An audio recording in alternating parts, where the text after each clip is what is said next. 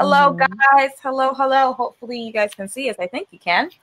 We are live on the Geekly Facebook page right now, and this is a special episode in honor of Mr. Stan Lee, who we lost yesterday. So we figured this would be a good time to not only dedicate a whole episode to someone who's so iconic and means so much to everybody on the Geekly show, but also to give all of us a chance to kind of talk things out and just to remember him and talk about some fun things that he has given us over many, many years. He was 95.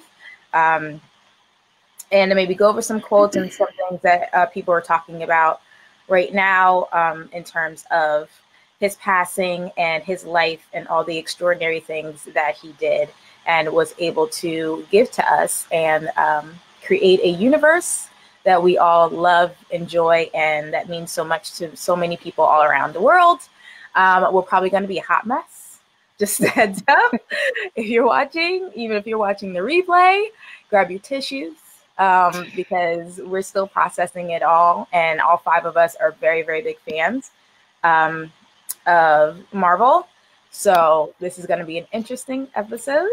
But hopefully you guys will chime in and have a conversation with us, even as you're watching, maybe on YouTube or watching the replay here on Facebook. We'd love to talk to you about everything. So I guess we should still do introductions. If this is your first time watching us, we'll apologize in advance because this is going to get pretty emotional.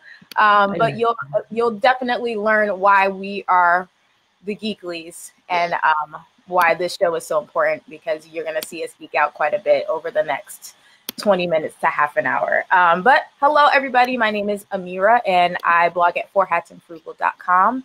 And you can find me here on Facebook at Four Hats and Frugal. I see a lovely lady in a red sweater over there. Sarah, hello. Hi, I'm Sarah, and I'm at sarahscoop.com. Now from red sweater to red hair. I guess that's me. Today I'm not Beyonce. I'm not feeling happy enough to be Beyonce. Amanda from Guide for Moms.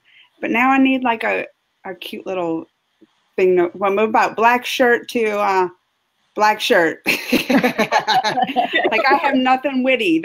Look, y'all had all the witty stuff. I have nothing. I'm Tessa with mamasgeeky.com, and you can find me here on Facebook at Mama's Geeky. Oh boy. Oh my gosh, why are we just sitting here? We're still processing it. Yeah. I mean, this is a tough one for those of us who, I feel like there's a lot of levels to this one. So if you're a big fan of the Marvel movies, you're feeling, some type of way today, and yesterday was probably not a great day for you. If you grew up with comic books, that's my story. I grew up with comics. Oh gosh, I'm starting already. And my dad, it's what my dad and I connected with, and he still has all of his Marvel comics. He has DC as well, but he's a Marvel guy, and we connected over the Marvel comics, X-Men specifically. So Stan Lee means a lot to our family in general. And if you are just you're just a geek in general, whether you're a girl geek or a guy geek, you understand the importance of this man and his vision and all of the wonderful stories that he helped bring to us. So I feel like that's why we're going to be a mess. And our followers and our watchers and those of us here in the Geekly community, we're still processing it. Like it just happened. But, I feel like it's nice that we can have this conversation, like the four of us. And you see, Tanya's not here, you guys. She's traveling today. And she's like, I feel like she's all the way our Marvel girl. Like that's just her life, her girls. She has 5 girls, so she's raising them as Marvel fans. So I feel like it's interesting that she's not here, and I feel like she would have been an absolute mess during the show. She's also the one that I think maybe we'll just have to have Tanya do like a segment on what this means to her, and just in remembrance of Stan Lee and her views of it, because I feel like you all need to hear that too. So we may have to get her to do that for us and share it with you all. But let's start with some stories. So I feel like we all have a Stan Lee story in general, but I know Tessa, out of all of us, you actually got to meet him. I did. Yeah. Oh, she got a photo. Oh, gosh. Picture. Oh, I love that photo. Oh gosh. So I was at New York Comic Con. It's such a crazy story because when you get press tickets, you guys know, you don't get you just get in the door, right?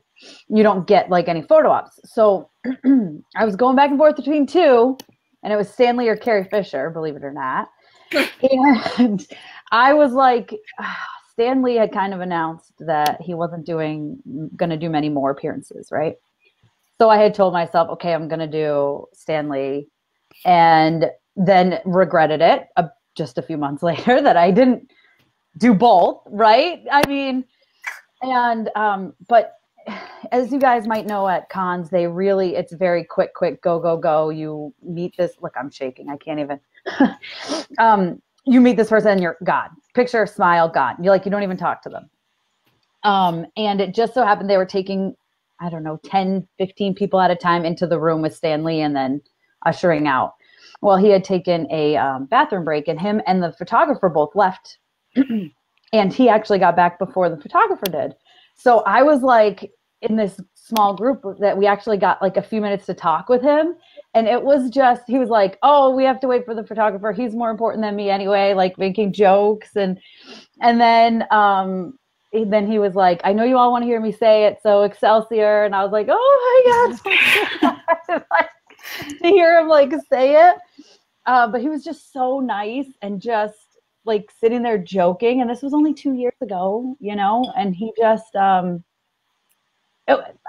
can imagine some people would just sit there and not say anything, he doesn't have to. He could just sit there and be quiet. Instead, he was talking with people and joking. And yeah, it was only 2 minutes, but it was when the photographer came back, I was like, no, go away. I want a few more minutes with him. So that was just, it was just, and I'm so thankful now to have had that experience, because I know not many people have. And I don't know, I'm not going to cry. Amanda, you go with I know you have a story. Well, no, you say that you got to meet him at your New York City Comic-Con. Well, he was supposed to be at our St. Louis Wizard World Comic-Con earlier this year. And I was totally, that was the number. I go every year anyway, but when I heard Stan Lee was there, I was like, oh my gosh, yeah, what day is he going to be there? We're going to have to, whatever you want, whatever money you want, I'm going to take a picture with him, I will pay whatever. But it was one of the times he was hospitalized and he had to cancel. So I didn't get to do it. And that's one big thing. I'm just like, oh, I wish I would have. But, with us being in the occupation we are and getting to see all the behind the scenes, my story is one of the times we got to visit the set, right? One of the movie sets. And got to go in the costume trailer and see all the costumes. I won't mention which one, but we got to go see all the costumes and everything. And right then I spotted it. I spotted the section. And they are, when you're in a costume trailer, they have everybody's name, right? The stars' names and all their costumes behind it. But I spotted Stan Lee's. And I ran over there and I just wanted to touch a piece of him, Saw his white sneakers, saw his outfits. So that's as close as I got to get to Stan Lee. But I understand, Amira, I'm with you. And I said it earlier when we were talking about it, Marvel and that kind of thing was my thing with my dad too. That's when I became a comic fan. And it hit me yesterday. I was doing all right. I was sad and not crying, I think trying to keep it out of my mind, and shared, the on Facebook shared that he passed away. And of course, everybody's responding, you know, with their sad faces and stuff. But it was when my dad reacted. He didn't say anything, but just hit the reaction of the tear reaction is when I just lost it, because it's like, doesn't just affect, you know, us in our moment in life, but he's a legend. He's been around. This affects, like, you know, generations before and after. You know, my kids came home and I told about it. It was like Stan Lee, and they knew exactly who he is, you know. My kids, my 10-year-old knows exactly who Stan Lee is. So, I mean, he's a legend and a part of many generations' lives. So anybody go next before I start crying? You got me crying because you've been to that set visit. So, yeah. You know, we won't talk about it, but yeah, that was surreal to have that. I never got to meet him in person, but I think D23 is the first time I saw him in person when he was on stage. So that was really fun. And I love that you said that it's many generations, because the same thing happened to me yesterday. My dad didn't see it until, I guess he was offline all day or whatever, but he saw my update, and then he put OMG, and that's all he needed to put. And I was like, oh, Dad, don't. So I haven't talked to my dad about it. He's gonna watch this. I know he is. Because I know as soon as I get on the phone, I'm going to be inconsolable. So I haven't processed it yet. So this is going to be crybaby Amira on this episode. But yeah, my kids are, you know, we all love Marvel in this house. So it's funny to know that so many people will know his name like that. And it's going to continue. It's very similar to Walt Disney. Like, people know who Walt Disney is. If there's a kid born today in the hospital, going to know who Walt Disney is. And I feel like Stan Lee's, he's going to have that same effect over, you know, many lifetimes, because, you know, he created something that just means so much to so many people. Oh my gosh. Okay. Can I share one of my favorite quotes of his? Yes. Okay. So going off of like you guys and your stories there, he had shared, he said, I used to be embarrassed because I was just a comic book writer while other people were building bridges or going on to medical careers. And then I began to realize entertainment is one of the most important things in people's lives. Without it, they might go off the deep end. I feel if you're able to entertain people, you're doing a good thing. And I just feel like that's like very much him and what he brought to people's lives. Yeah. Like the entertainment factor, because like all the happiness and joy he brought, like obviously with you guys and your dad and their relationships. Yes. Oh my God. Oh Lord, this is tough. This is a tough one. I know you pulled some other quotes too, Tessa. I mean, yesterday on Twitter, that was the trending topic. Like everything, it was Stan Lee #1. And I didn't look today, but I wouldn't doubt it would be today also. You know, from all the stars that he's impacted their lives and everything. So I know I couldn't read too many, because once I started breaking down. I did. And once all I the started memes and stuff. Yeah. But I know Tessa pulled some quotes too. So give them to us, Tessa. Well, give them to us. Well, I just have two, but one, first of all, like, and we joke, Amira and I especially, and Amanda a little bit too, but we joke how DC is like the worst, right? But but their tweet, even so, yesterday they tweeted, he changed the way we look at heroes, and modern comics will always bear his indelible mark. His infectious enthusiasm reminded us why we fell in love with these stories in the first place. Excelsior, which is like, I don't know, maybe like a little bit. Just a little.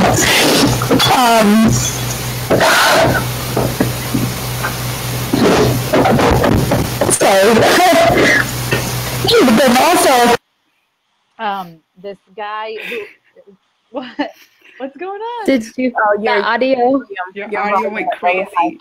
Did your air kit turn on in your house? No, it didn't. I know that usually. No, I know that happened earlier too. Is it okay now? Yeah. Okay.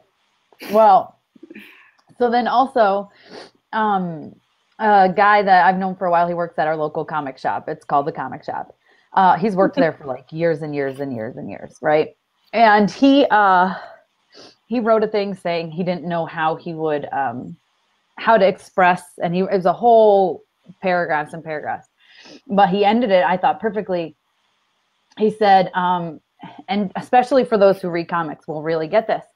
He said, with Stan Lee's death, we lose more than future film cameos, more than great anecdotes and showmanship. We lose a big piece of the soul of the superhero world. We lose a mighty, fantastic, incredible, amazing, uncanny gentleman. Which, if you know, there's, you know, the Fantastic Four, Mighty Thor, Uncanny X-Men. I mean, those are all words that are some of my favorite comic books, you know? Mm-hmm. So, anyway, those are the two that I really... Yeah, so Sean Kelly, which I just showed. Yeah, he's written a lot of great comics. Oh. Said Marvel Comics was my first exposure to ideas like racism, justice, equality, honor, and service to the higher power. Yes, thank you for saying that, Sean. That's exactly why my husband and I connected with Marvel Comics, but my dad and I loved X-Men because that's the premise behind X-Men is civil rights. And like there's a whole layer to that. I feel like, oh, that might be a segment. Maybe we should have that as a Geekly segment. But the idea, there's a parallel there between Martin Luther King Jr. and Malcolm X. So you have, you know, you have Professor X, who's more of the Martin Luther King Jr., you know, equality amongst everyone. And then you have Magneto, who is the Malcolm X of the comics. And it's based in, you know, the 1960s. Like there's a parallel there. So I feel like there's so much to learn from Marvel Comics that Stan put in place that so many people don't realize they're learning. And he was brilliant at that. He was so brilliant at that, putting those things that really matter in the form of a comic book to make it easy for everyone to read, but to teach you a lesson without teaching you a lesson. So like X-Men it's still my absolute favorite. Yesterday was fun. I don't know if you guys did this or not yet. I still have to do it. I saw a bunch of fans were saying for people to put up a photo of their favorite Marvel character. So I don't know, maybe we'll maybe do that for you guys here on the Facebook page and have each of us pick our favorite Marvel character, maybe do a little collage so you guys can pick who you think fits them. That would be fun. You say, oh, Tessa picked that one, and we can do something like that. That'll be really cool. Yeah. So I'm not gonna tell you what mine is, but I'm not gonna. Well, just what you were. What were you gonna say? Tessa was sharing quotes or like words that people had shared earlier, and I know everyone here is also a fan of Evangeline Lilly. Mm-hmm. And I really liked her too because she said, Stan, more than a master of stories, you always seemed like a master of living. I will look to you for inspiration for the rest of my life. You live on XOXO, your wasp. Oh. And I just thought that was special. Well, that's the thing. I mean, like Amira was saying, you know, with the X-Men and the racism, equality, like he lived by that, you know. He lived by, he brought to life on the comics the first, African-American comic, you know, superhero with Black Panther, with the Wasp, bringing in female. You said X-Men, like the first Black woman superhero, like Storm, you know. And that's what I was going to read. And Sean said it too. Let me show. I reread his column on racism yesterday, and it was wild by how important it is even today. And it was going around. It was viral yesterday. The whole article that he wrote, and he wrote it after Martin Luther King's death. But I think he even shared it again when they had, what was it, the Unite the Rally, the Right rally in Charlottesville when the woman was killed by a white supremacist, and he shared it even then. But I think it's something that he lived by. And what did he coin the term? Spider-Man, my favorite. Oh, I guess I shouldn't have said that, right? That's my thing. Oh, look, I give it away. Y'all know how I always forget. But with great power comes great responsibility, right? And he lived by that. And I think this is what I wanted to read to show you just like what kind of person he was, that he wrote. And after Martin Luther King's death, he said, "Let's lay it right on the line.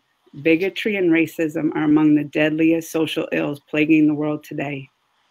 But unlike a team of costume supervillains, they can't be halted with a punch in the snoot or a zap from a ray gun. The only way to destroy them is to expose them, to reveal them for the evils they really are. The bigot is an unreasoning hater, one who hates blindly, indiscriminately. If his hang-up is black men, he hates all black men. If a redhead once offended him, he hates all redheads. If some foreigner beat him to a job, he's down on all foreigners. He hates people he's never seen, people he's never known, with equal intensity and equal venom." I know it's long. Now that you're trying, now we're not trying to say it's unreasonable for one human being to bug another. But although anyone has the right to dislike another individual, it's totally irrational, insane to condemn an entire race, to despise an entire nation, to vilify an entire religion. Sooner or later, we must learn to judge each other on our own merits. Sooner or later, if man is ever to be worthy of his destiny, we must fill our hearts with tolerance. For then and only then will we be truly worthy of the concept that man was created in the image of God, a God who calls us all his children. And he wrote this in 68. And just look how important it is even today in our lives, you know? Oh my gosh. What's this stuff? Oh, okay. Try not to lose it. I know. I froze. I had to come back. Well, can we move maybe like a little happier? We can talk about his cameos or something. Yeah. I just something a little happy. I don't want to get. I was like, I don't want to get too deep, and then I just read all that. Yes, but that was perfect. I feel like that's a perfect way to segue into the joyous side of Stan. Yeah. With all the, all the cameos, which I think we all wait for, whether you're a fan or not. Even if you go see Marvel films, you wait for it. You are waiting to see him. You're waiting to see where he is, how he's going to pop up in whatever movie you're watching. So I feel like we should share what our favorite Stanley cameos. Like what First, do you know when his first cameo was? Can anybody?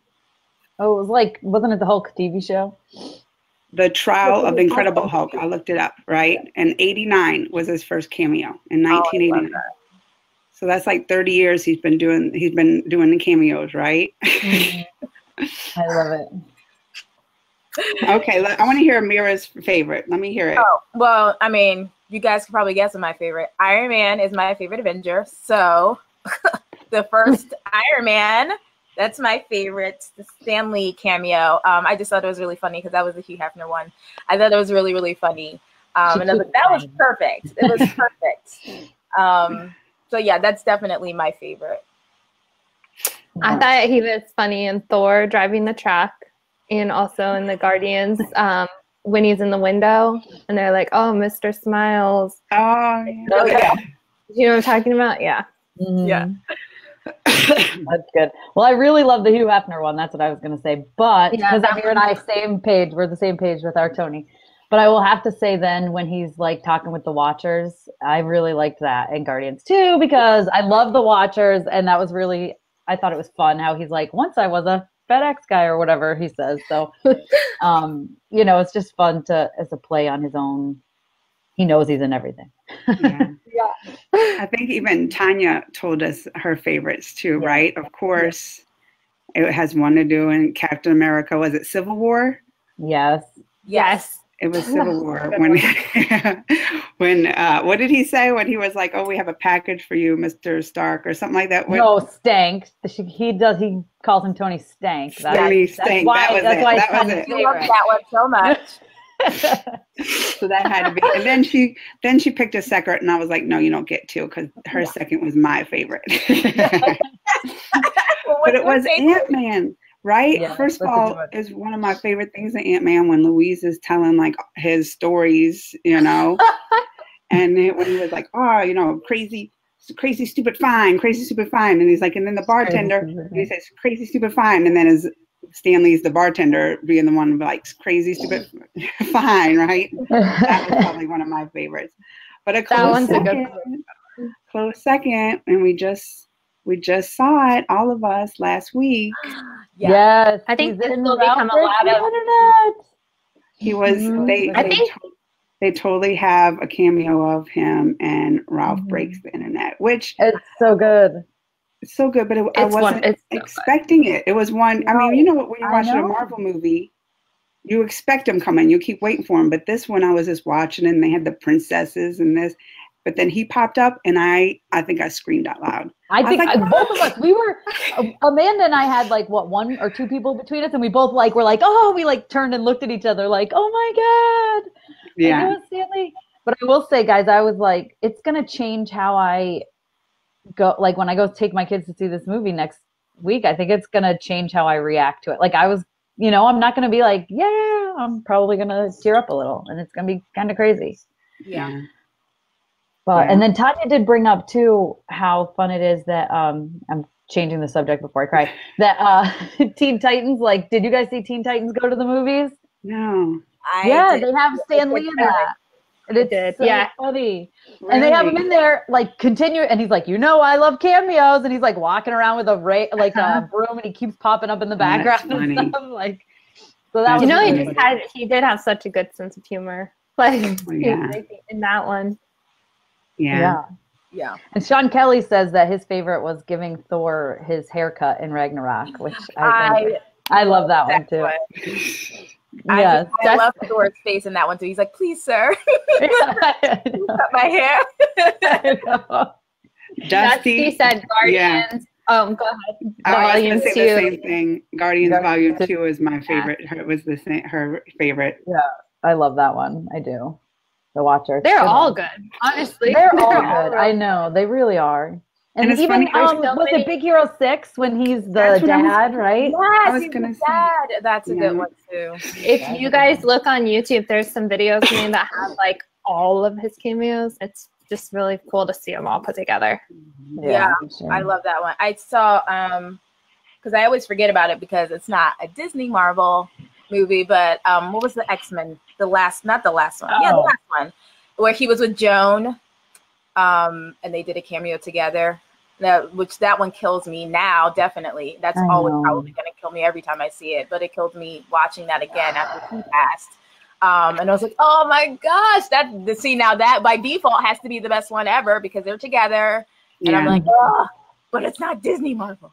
But I mean, I think we'll definitely see him again in Captain Marvel since that's probably already taped, right? Yeah, and Avengers 4 they said too. I did read that he's also that they did tape the scene in Avengers 4. Mm-hmm. But someone was saying that they have like a whole vault of just like pre-taped cameos that they did of him. Have y'all heard that?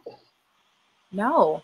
I don't know. I know that I think it was James Gunn's, I don't remember, but during Guardians, someone had said they taped a bunch while he was there. But I think they said 4 or 5. Like, I don't think it's that many. But I hope so. But also, I think they're going to work him in no matter what. Like, he'll be a poster in the background, or he'll be like, I really, truly feel that it's something that will be in every, like, I really think they're going to strive to keep him in every Marvel movie. I really do. I hope. Yeah. Anyway. He'll live on. Yeah. Because he's been posters and there's just on a poster in the background before for like TV show. Like, I want to say maybe Daredevil or something. He was like on a bus, or there's several things with just like a picture, which they could definitely do. So yeah, I hope so. I mean, I'm pretty sure that's that's where their mindset's gonna be. And we were gonna talk about that anyway. Like, where do we go from here? Like, moving forward, since we won't be, you know, looking for him like physically in movies moving forward. Probably after Avengers 4, because there isn't anything where we would see him pop up physically. Like, how are we as fans gonna react to, you know, what the universe is gonna look like moving forward, and knowing that we won't be seeing him at, oh gosh, we're gonna cry again. We won't be seeing him at Comic-Cons or any of that, you know, fun stuff where we'll be able to actually interact with him. So I don't know how we will. I feel like we're all gonna be so sad for a good while. We'll be sad about it. But he lived for so long, and he gave us so many things to there was a but yeah, there was a comment earlier that Sean Kelly had made that was very true. Like he said, I'm sad but at 95, what a life he had, and will continue to have a legacy that lives on. And that is so true. Yeah. I can't make it pop up, but there it is. It pops. There it is. Yeah.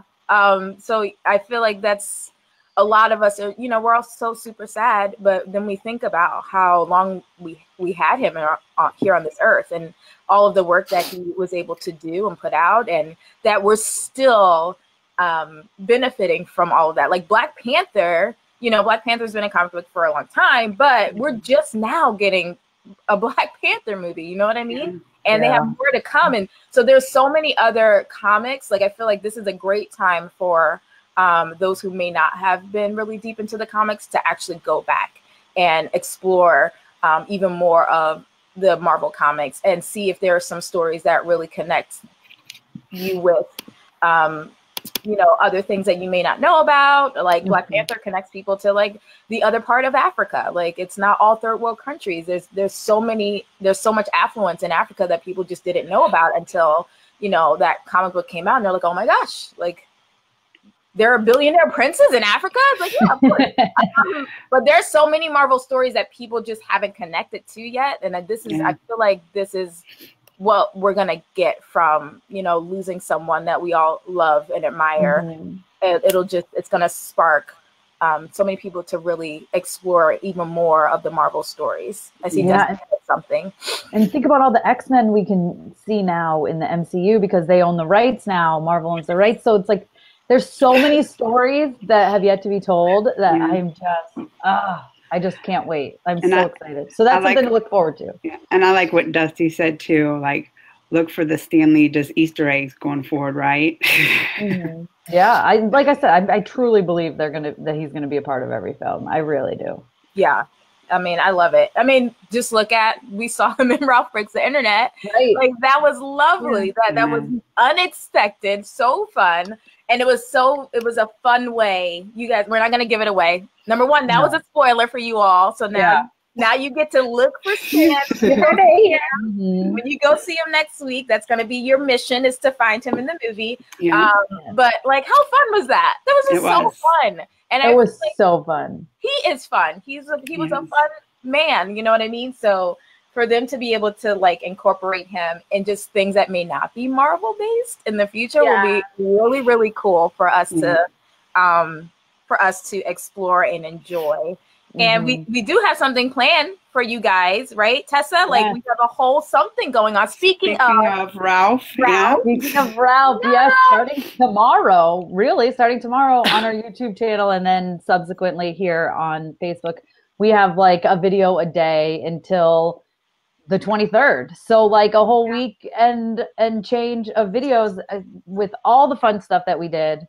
Yeah. So definitely watch out for that. Yeah, a video a day. And Ralph comes out the 21st, so that's we're working up to it.